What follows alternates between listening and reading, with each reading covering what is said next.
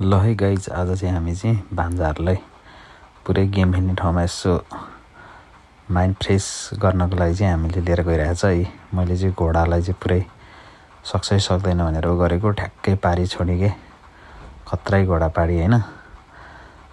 मैले कोइन हालेर मैले घोडा पारी छोडेँ। अब किसिनेको टर्न आउँदैछ है, अब 32 को टर्न आउँदैछ। 32 को टर्नमा नि अब मैले पार्छु कि भन्ने लागिरहेको छ होइन। यो चाहिँ मेरो टर्नमा मैले ठ्याक्कै पारिदिइहालेँ कि रेवान छोरोलाई खेल्नलाई पुरै घोडा खत्रै घोडा पारिदिएँ क्या मैले चाहिँ। एकदम परेको खुसियालीमा एकदम खुसीले उ गरेर साध्यै छैन क्या।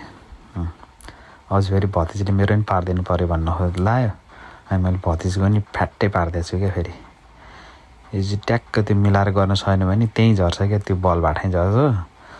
अनि बल त्यसले च्यापेर ल्याएर यहाँ झार्न सकेन हो के हो हेर्नु है, त्यहाँ फेरि त्यहीँ झन्नै खस्या छ क्या। फेरि त्यो त्यहाँ खस्या भयो नपाउने, अब यहाँ ट्याक्कै यहाँ ढङ्गमा हाल्दै भतिजको नि पाइहाल्यो। अब भतिज नि फेरि खुसीले उदुम भइगयो, दुईवटा घोडा त डेन्जरै भइगयो नि। यस्तो खतरा रमाइलो भइरहेछ यहाँ। भान्जाहरूले नि ट्राई गरिरहेछ होइन।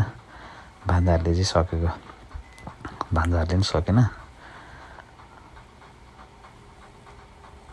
अलिकतिले परेन भान्जाको, यहाँ विकल्पले नि पुरै ट्राई हान्दा त्यो ट्याक्क पारे भए हुन्थ्यो। अलिकतिले भन उतापट्टि मात्र झऱ्यो र अब हामी चाहिँ रमाइलो गर्दै घर फर्किसकेको छ है।